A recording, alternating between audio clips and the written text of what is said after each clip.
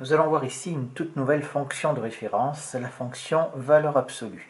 Alors la fonction valeur absolue, il faut la relier à quelque chose de concret et on va la définir à l'aide des distances, puisque tout le monde sait ce que c'est qu'une distance, donc ça ne pose pas de problème.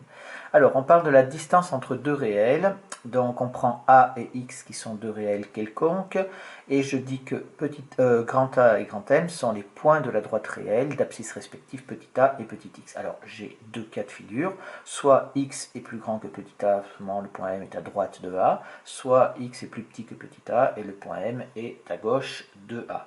Si on calcule la distance AM, la distance AM est donc égale toujours le plus grand moins le plus petit. Donc ça nous fait est égal à x moins a ici. Et là, je vais avoir la distance AM qui va être égale à a moins x. Ça, c'est pour calculer la distance ici. Eh bien, on va définir, là ça c'est la distance entre deux points, on définit la distance entre A et B, entre A et X, donc la distance entre les deux réels, hein, la distance entre X et petit a est notée, alors il faut une notation, puisque c'est une distance entre deux réels, là c'est une distance entre deux points, il ne faut pas confondre les réels et les points. Elle est notée ici x moins a, comme ça, que l'on écrit entre deux barres verticales, qui se lit valeur absolue de x moins a. Et on a alors la valeur absolue de x moins a va être égale à la distance à m. Et donc, ça va être égal à quoi? Ça va être égal ici à x moins a, on a dit à x moins a si x est plus grand que a, c'est-à-dire c'est le premier dessin, ou ici, c'est égal à moins x si x est plus petit que a. C'est le deuxième dessin. Voilà donc la définition, la notion de valeur absolue qui est reliée à la distance entre deux réels et il faudra toujours avoir ça à l'esprit pour visualiser autant que possible quand on pourra le faire. Un exemple peut-être, histoire de bien illustrer, exemple, si je prends au niveau pour maîtriser l'écriture, hein, exemple, si je prends ici valeur absolue de x-7, et bien ça c'est la distance de x à 7. Ou ça pourrait être la distance entre x et 7, c'est exactement la même chose.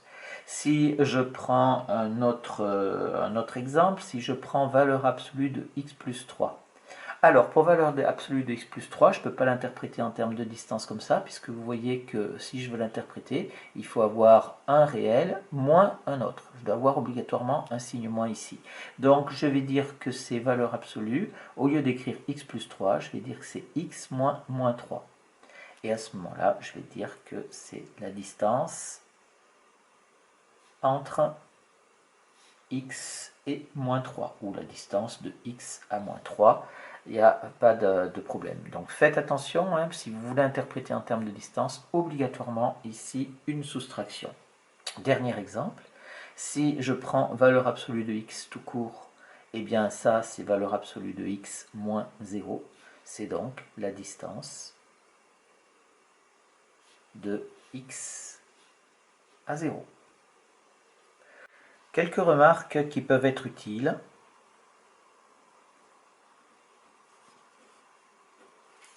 Alors, la première remarque,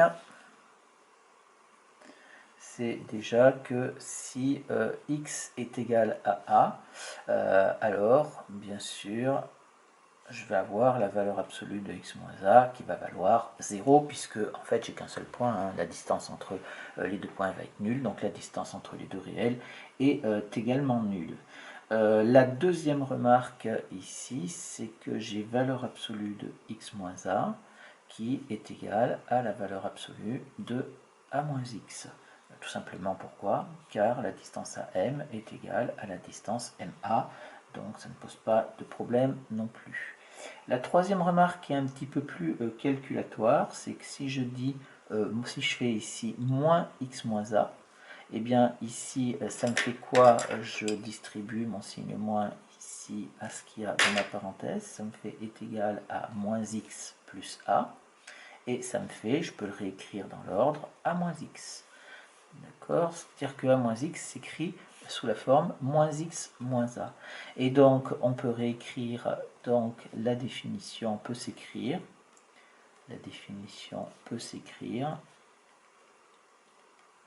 et bien, sous la forme suivante, c'est-à-dire que valeur absolue de x moins a qui va être égale ici à x moins a si x est plus grand que a, et ça va être égal à moins x moins a si x est plus petit que a. D'accord? Puisque j'ai repris ici dans ma définition le a moins x que j'avais si x était plus petit que a, et je l'ai remplacé moins x par moins x moins a. Voilà, c'est une autre écriture ici.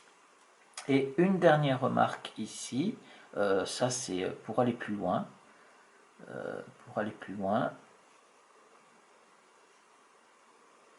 On peut écrire la définition, on peut présenter la définition sous forme de tableau.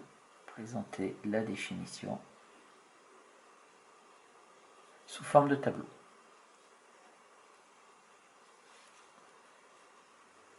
Alors, le tableau, il va se faire de la façon suivante. Je vais avoir ici un tableau qui va être fait comme ça.